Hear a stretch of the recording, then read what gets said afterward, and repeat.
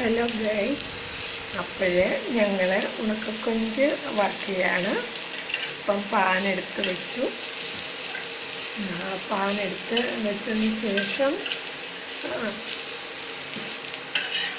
ഞങ്ങൾ അല്പം എണ്ണ ഒഴിച്ചു. അതിന് ശേഷം ഉണക്കക്കൊഞ്ചിനകത്തേക്ക് നന്നായിട്ട് കഴുകിയ ഉണക്കക്കൊഞ്ചിനകത്തേക്ക്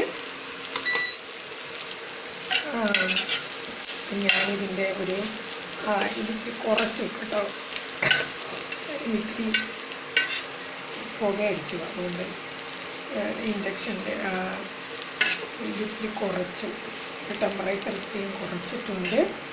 അപ്പോഴേ ഇതിനകത്തേക്ക് മുളക് പൊടി, മഞ്ഞൾപ്പൊടി, വെളുത്തുള്ളി, ഇഞ്ചി പേസ്റ്റാക്കിയതാണ്, ഇത്തിരി മഞ്ഞൾപ്പൊടി, ഇതെല്ലാം കൂടെ ചേർത്ത് നല്ല രീതിയിൽ ഉണക്കക്കൊഞ്ച് ഫ്രൈ ചെയ്ത് എടുക്കുകയാണ്. അതായത് നമ്മൾ പാന് വെച്ചതിന് ശേഷം അതിനകത്തേക്ക് സ്വല്പം വെളിച്ചെണ്ണ ചേർത്തു. അതിനുശേഷം അതിലേക്ക് കഴുകി വെച്ച ഉണക്കച്ചെമ്മീന് സ്വല്പം ഉപ്പും ചേർത്തു. മഞ്ഞൾപ്പൊടി, വെളുത്തുള്ളി, ഇഞ്ചി പേസ്റ്റ്, മുളക് പൊടി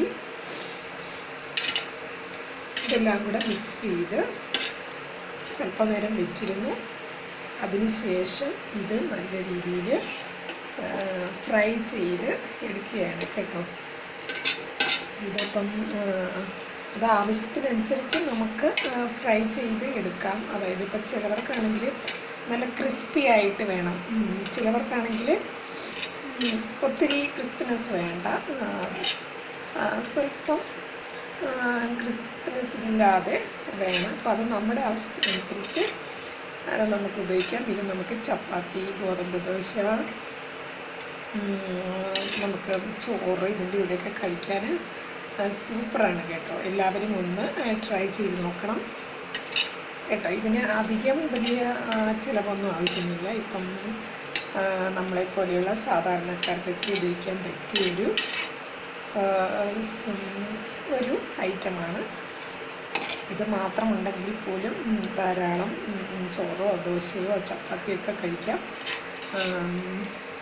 ഇപ്പം ഉണക്കക്കൊഞ്ചൊക്കെ ഇഷ്ടമുള്ളവർക്ക് ഇല്ലേ. അപ്പം ഇതിന് വലിയ പണിയൊന്നുമില്ല. പാൻ കഴുകി വയ്ക്കുക, വെളിച്ചെണ്ണ ചേർക്കുക, അതിനുശേഷം ഉണക്കക്കൊഞ്ച് കഴുകി വൃത്തിയാക്കുക. ഉണക്കക്കൊഞ്ച് ഉപ്പ് മിക്സ് ചെയ്തു. അതിനുശേഷം മുളക് പൊടി, മഞ്ഞൾപ്പൊടി, വെളുത്തുള്ളി, ഇഞ്ചി പേസ്റ്റ് ചെയ്ത് കുറച്ച് നേരം വെച്ചിട്ട് ഞാൻ ഇത് ചൂടായ പാനിലേക്കിട്ട്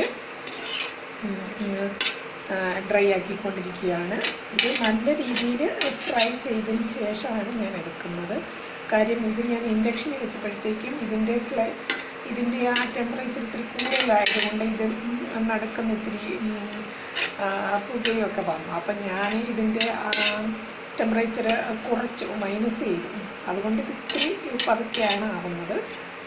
ഇപ്പം നമ്മൾ ഗ്യാസിലൊക്കെ ആണെങ്കിൽ നമുക്ക് ഇത് നല്ല രീതിയിൽ പെട്ടെന്ന് ഇതായി കിട്ടും.